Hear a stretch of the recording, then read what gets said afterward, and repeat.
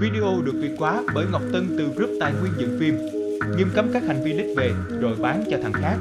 Mọi ý kiến đóng góp xin gửi về Facebook Quỳnh Ngọc Tân. In this lesson, we'll take a look at making some basic edits in the cut page. I'm going to be working in our same project here. In our media pool under chapters, there should be chapter 6 cut page. And we do have some media here for the cut page, but this is actually media that's going to be a lot better to look at in just a minute. And so why don't we just go back to our chapter 4 media for our scene 4 for our movie. And let's take a look at what it would take to kind of build our rough cut here in the cut page. So here we have our same thing. We have our in and out set in our source viewer. This works the exact same way as the edit page. One thing that is a little different is these little brackets right here. If you grab one of these brackets, you can adjust these in and out points with a little bit more fine control. And it works a little better than just grabbing these little tiny markers here, because this is always zoomed all the way out for the media. And when you do grab one of these brackets, it shows you the first frame of the movie on the left and the last frame of the movie on the right. This is kind of like a trim preview mode. And so it's really easy to kind of scrub through and figure out when you really want to start. And when you're done with that, you can just hit this little X. And now we've set our in and our out. You can also do this by scrubbing through and hitting I or O on the keyboard. But once you have your in and out set, you can either drag this down to either timeline, or you can use these edit buttons right here. And these are really cool. These are very similar to the buttons here in the edit page where you drag this over on top of the viewer. And we have these different ways of adding a clip. But we don't have to drag anything. We can just click these buttons to add whatever we have in our source viewer to our timeline. And again, there are a few of them. We're going to cover a couple of my favorites. The one that I use all the time is append. And so that just, again, adds the clip to the end of the timeline, which when you have nothing in the timeline is also the beginning of the timeline. Wow. That is a really quick way to just add the clip to the timeline. Then we can find our next shot, set our in and out, and append it to the end. Find the next shot, append it end, and so on. And so now we have this basic little story that we're putting together here in the cut page, and you can put it together really quickly. The other thing that's cool about these edit buttons is if you're near a gap, remember the cut page is trying to speed everything up. If you're near a gap but not quite on the gap, you can see there's this little animated arrow thing here. This is showing you that this is the nearest gap to your playhead.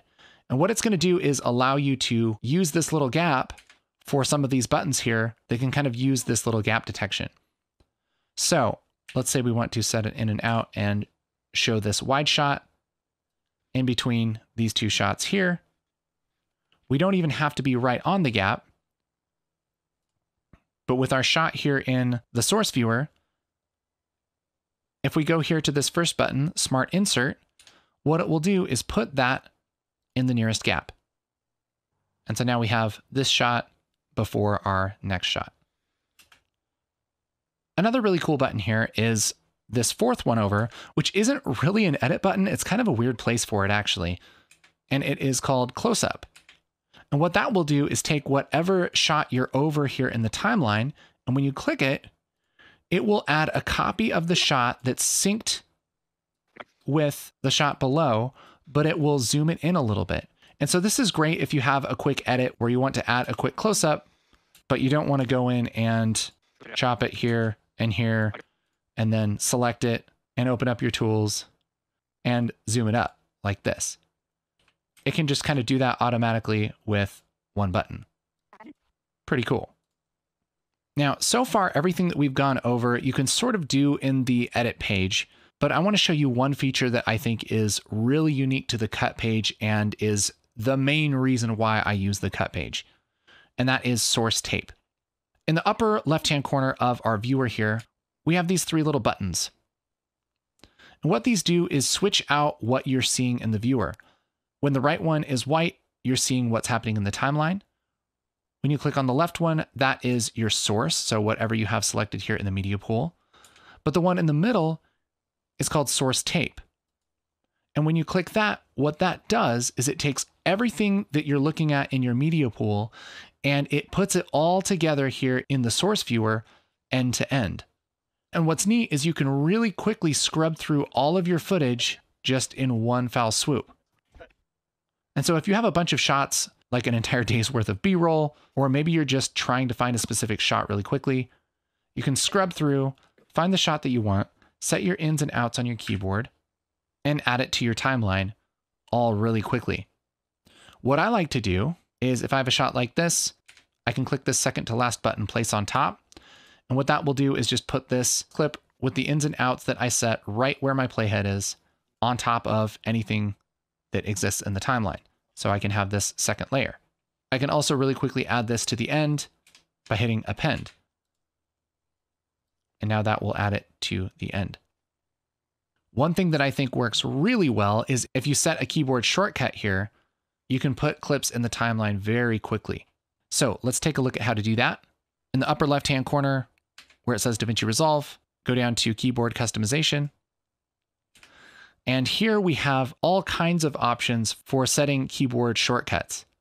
And we can search for a command, and this one's called append, A-P-P-E-N-D. And what we're looking for here is under Edit, Append to End of Timeline. This is the same thing as the append button in the cut page. And what I like to do is map this to P. The way that you map this is you kind of click on this little plus and then type whatever you want the keyboard shortcut to be. So I'll type that as P. Sometimes it will give you an error and it'll say that the keyboard shortcut already exists somewhere. If that happens, what you can do is just click on the key that you want to use on the keyboard, and it will bring up on this left side what it's attached to. And you can click on that like a link and it will bring it up here on the right-hand side, and you can take it away from whatever you don't want it to be attached to. Then once you do that, you can search for whatever you want, which happens to be the same thing, and put in whatever you want your shortcut to be. I like to have append as P because it's right by I and O. And I can put 3 fingers on I, O, and P for what I'm about to show you. This is really, really cool. So let's get rid of all of this stuff in our timeline. And let's say we want to make a really quick rough cut. This is where the cut page really shines. We can go into our source tape, and that's going to open all of our clips. Maybe I'll even resize this a little bit so that we have a little bit more room to scrub. And I can hold down and just drag to scrub my whole timeline. And I don't even have to let go of the mouse. I can put 3 fingers on I, O, and P on the keyboard. And I can scrub through and figure out, okay, when do I want this to start? Let's have it start here. I for in. And let's use the second one. I.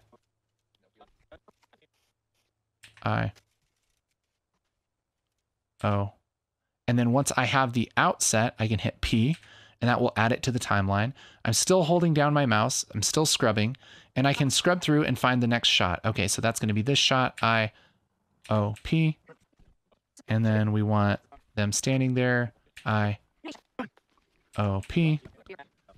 Then we want maybe the wide shot of him. This wide shot, I, O, P. Then we'll cut back to her reaction, I, O, P.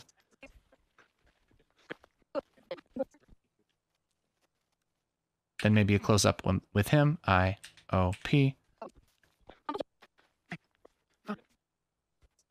And then this shot, I, O, P.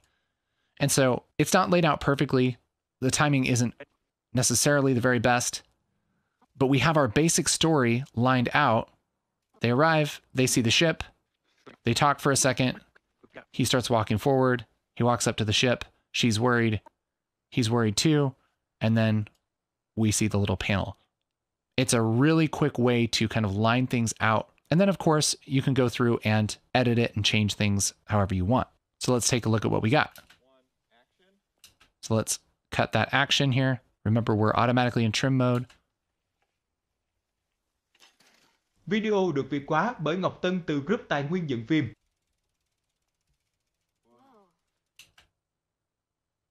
Okay, after they say whoa, we'll cut that. One thing is our audio is just in the left ear. Again, this is something that is a little bit, honestly, too detailed for the cut page. So if we switch over to the edit page real quick, right click and change our track type to mono, we can switch back to the cut page You know, it's kind of weird that you can't switch that in the cut page, but it's not that big a deal just to switch over for that one thing. And now we have this shot. It's really all we need, so let's trim that. Go check it out.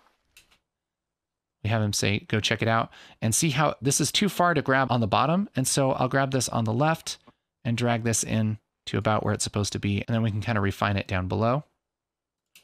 Go check it out. So now we need her angle, which again, I can just go back to source tape and quickly kind of scrub and find her angle. There it is. Putting my fingers on I, O, and P.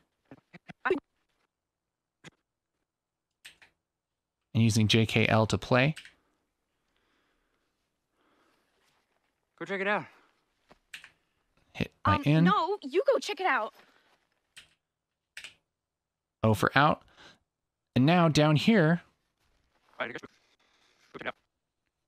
we want this to go in between these two shots, which we have our little gap indicator here. And I can just click on Smart Insert, and that will put that shot right in between. Go check it out. Go check it out. And we'll trim this like this. Go check it out. No, you go check it out. Fine. Okay.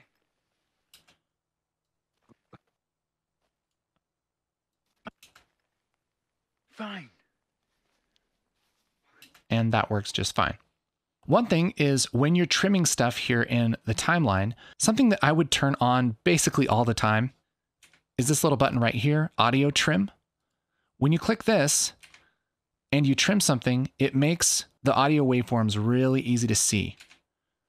So then you know exactly when people are done talking. It does show you a little audio waveform here kind of down below the picture, but it's kind of hard to see, especially when the audio is quiet. So definitely turn on that audio trim button right there, and you get the nice big waveforms. Fine. Check it out. So again, this is actually a really nice way to make a basic cut like this. And once we really feel good about the story, we can go over to the edit page and do things like get a little bit more detailed with our audio, do multiple layers, and kind of refine this. But the first pass of an edit in the cut page works really, really well.